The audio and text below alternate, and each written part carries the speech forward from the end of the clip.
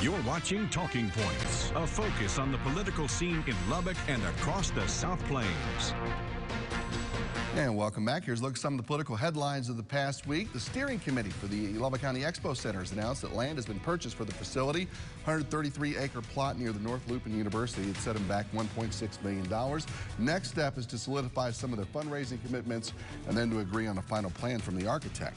Texas Tech Board of Regents has voted unanimously to approve the budget for the construction of the new veterinary school in Amarillo. $90 million for the construction, paid for through funding provided by the state during the last legislative session. Still on track to welcome the first class in the fall of 2021.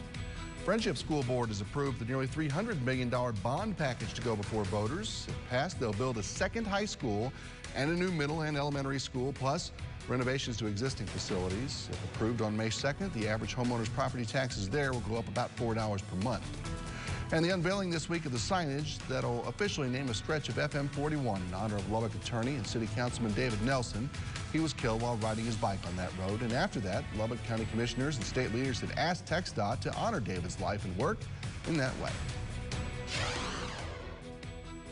All right, and let's spend 5 good minutes with Lubbock attorney Mark McBrayer, who's one of those Republican candidates for the 99th District Court Judge spot. Good to see you. Well, thank you for having me here today, Brian. I appreciate it very much. It's a real pleasure to have you here. And tell folks about your background here a little bit. I know you're from Lubbock.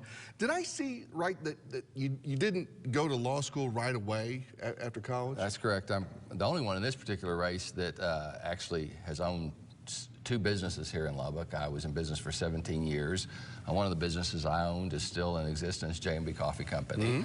A great place to go to get a cup of coffee for anyone out there. I don't still own it. I sold it when I graduated from law school, but it was a decision I made later in life. But I look on my experience as being a business owner as being an important part of my experience and my, I think, preparation for being a judge, because I learned a lot in business about responding to your customers' expectations. And citizens who vote for any elected official, including judges, have certain expectations that they want us to meet when we're in that office. So I think it was good training, but I did go to Tech Law School. I think we all went to Tech Law School. It's a great institution. Sure. And came out and have been practicing law now for 17 years. And just the organizational skills, I think, just day-to-day even, from owning a business would be something helpful even for the judgeship. Well, like I said, you do learn a lot about, first of all, treating people with respect and meeting their expectations. Customer service is what it's all about. And the customers really for the courts are not the lawyers. Contrary to what maybe a lot of people think, it's the parties who maybe have a dispute who come into that courtroom. They have certain expectations of how the court will treat them fairly and, to use a great legal word, expeditiously, not drag cases out. And also the citizens of the county who may never appear before a judge or hope they never appear before a judge just want to make sure that it represents them well, represents their values, and treats everybody fairly and with respect as well. And tell me about clerking for Sam Cummings. Okay. What did you learn from his courtroom and from his personality and everything else? Well, of course, Judge Cummings is the long-standing, he's now senior status federal judge here in Lubbock, has been on the bench since he was appointed by Ronald Reagan. He's a great model of a conservative judge. And so when I came out of law school, I had the honor of clerking for him. I'm the only one in this race who's clerked for a federal judge, and it's a high honor. It only goes to the highest graduates in a class. But he is a model of a conservative judge, and he does control his courtroom. In fact, a lot of lawyers are a little bit afraid to appear in his courtroom because of how well he does control it. It doesn't become the lawyer show. It really is about the lawyers putting on the facts for the jury to decide. He respects the jury. And he follows the law, he follows the Constitution. Some people say he has the rocket docket because he understands also the importance of moving a case forward and giving people a decision. He says, my role here is to give people a decision. And so he does that in a timely manner. And I think that's important in a justice system.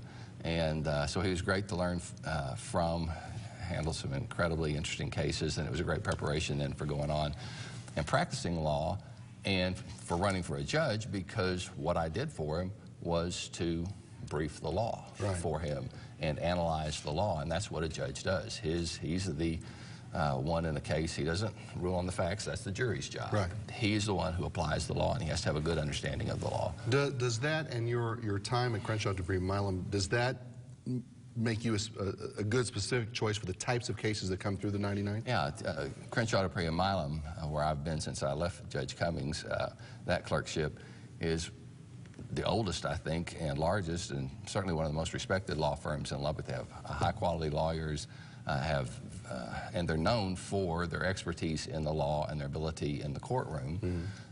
It's been around for over 100 years, and so that's great training. We handle all kinds of cases in that law firm. You know, I've handled employment law cases, business disputes, commercial litigation, family law. Have a huge oil and gas case I'm involved in. At the moment, it'll probably get resolved after the election. Yeah. If I'm elected, that will be a sad day, unfortunately, because it's a huge case. It involves a lot of money for our clients. But anyway, it's great work. You get a lot of experience on the civil part of the docket, which is where this court is. It's a civil court, not a criminal court. Final seconds we have here.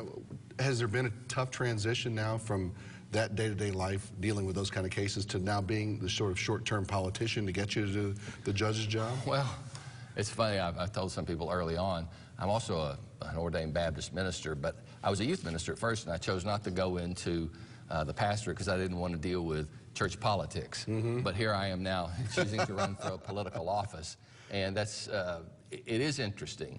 It's a very compressed time frame.